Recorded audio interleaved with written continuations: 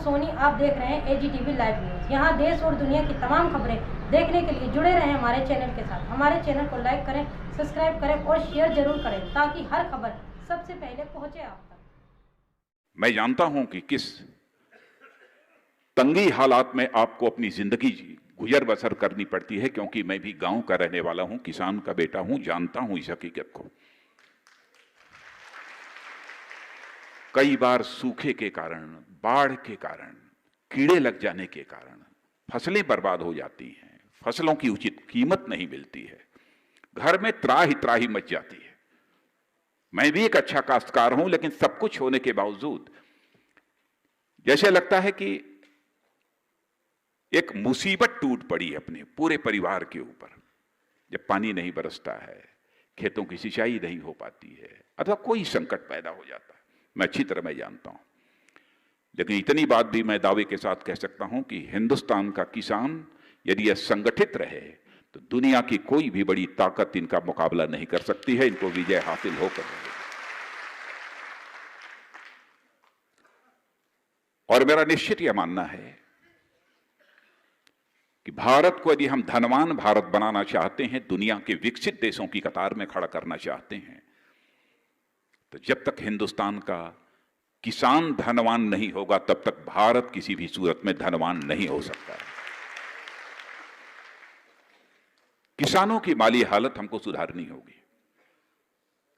उन्हें अपने उपज की उचित कीमत देनी होगी। और इस हकीकत को भी मैं जानता हूं, केवल कृषि के माध्यम से हम किसान को जो ताकत देना चाहते हैं वह नहीं दे पाएंगे। इसलिए आवश्यक है कि हर किसान परिवार में कम से कम एक जवान ऐसा जरूर हो जो कृषि के अलावा कोई अन्य दूसरा पेशा करता हो। एक ऐसे हालात हमको पैदा करने पड़ेंगे इस हिंदुस्तान में। कोई दूसरा छोटा मोटा रोजगार कृषि से ही जुड़ा हुआ रोजगार क्यों न हो, खाद्य प्रसंस्करण इकाई, फूड प्रोसेसिंग यूनिट ही क्यों न हो, कहीं न कहीं खेती के अलावा वह दूसरे काम में भी लगा हुआ, तभी जाकर किसान की माली हालत ठीक हो सकती है, और कोई दूसरा विकल्प नहीं है। और जो मैंने कहा ना कि आप अपने को कमजोर मत समझना, वो क्यों कहा है?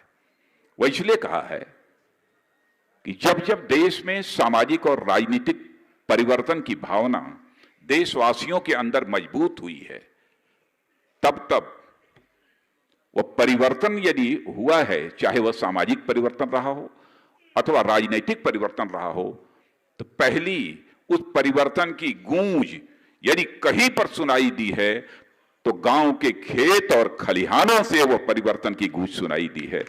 तब जाकर देश में सामाजिक और परिवर्तन और राजनीतिक परिवर्तन हुआ। और मैं आपको याद दिलाना चाहता हूं कि अंग्रेजों की हुकूमत जब इस देश में थी, उस समय भी चंपारण का किसान सत्याग्रह महात्मा गांधी का मुझे भूल नहीं सकते हैं। परिवर्तन की अलख जगाई थी उन्होंने।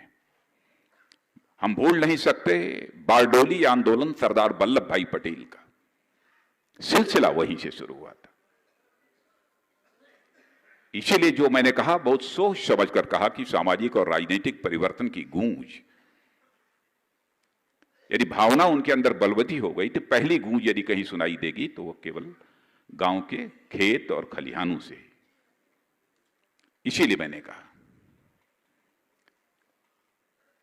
और किसानों की समस्याओं को आवाज देने का काम कई लोग, स्वामी सहजानंद जी सरस्वती, सर छोटू राम जी चौधरी छोटू राम जी, चौधरी चरण सिंह जी, चौधरी देवीलाल जी,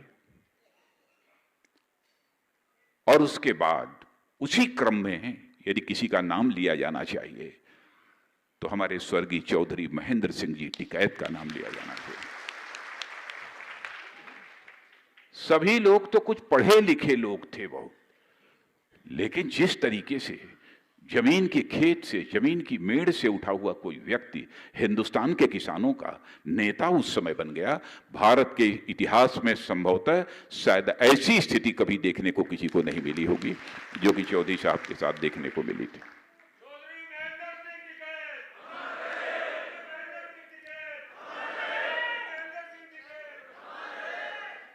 एक बार मैं मेरठ से आगे कहीं जा रहा था, मुझे खबर मिली कि मेरठ के हॉस्पिटल में वो भर्ती हैं, अस्वस्थ हैं। तो हमारी तबीयत नहीं मानी और मैंने कहा कि चलो थोड़ी देर में पहुंचेंगे आगे, कोई फर्क नहीं पड़ता है, लेकिन टिकैत साहब भर्ती हैं तो मैं जरा हॉस्पिटल में उनको देखते हुए मैं तब चलूंगा। और मैं उनको हॉस्पिटल में देखने के लिए मेरठ गया था। तो उन्होंने मैंने अब जो गांव की जो भाषा होती है उस भाषा में उन्होंने मुझसे कहा, अब उस तरीके से मैं नहीं बोल पाऊंगा जैसे वो बोलते थे, अरे तू काहे को आ गया, काहे परेशान हो गया, अरे मैं तो ठीक हो जाऊंगा, अरे मैं मरने वाला थोड़ा हूं, भाई ये सब सारी बातें अपने गांव के अंदाज में उन्होंने सब सारी सुनानी शुरू की। और फिर एक आधा घंटा 40 मिनट तक मैं उनके साथ जो बैठा रहा, फिर उठकर मैं वहां से गया हूं। कहना चाहता हूं, विचार विमर्श का सिलसिला चलते रहना चाहिए।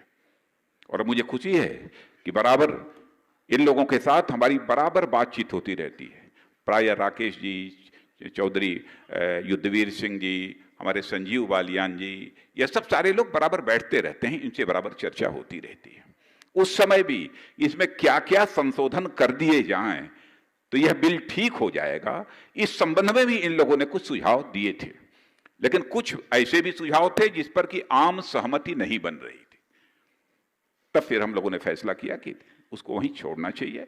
यदि कभी कुछ करना है तो किसानों को विश्वास में लेकर किसानों की आम सहमति से ही किया जाना चाहिए, क्योंकि जो कुछ भी हम करना चाहते हैं वह किसानों के कल्याण के लिए करना चाहते हैं।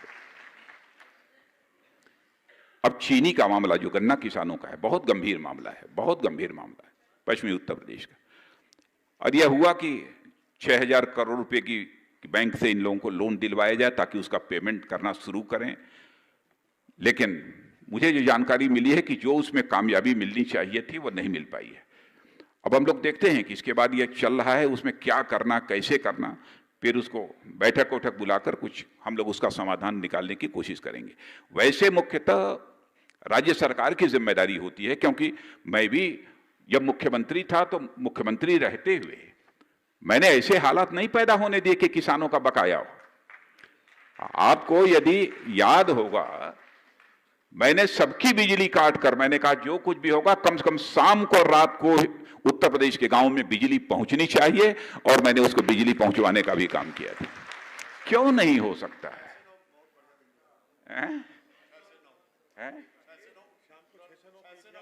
हाँ, दिया था, तो क्यों नहीं हो सकता है?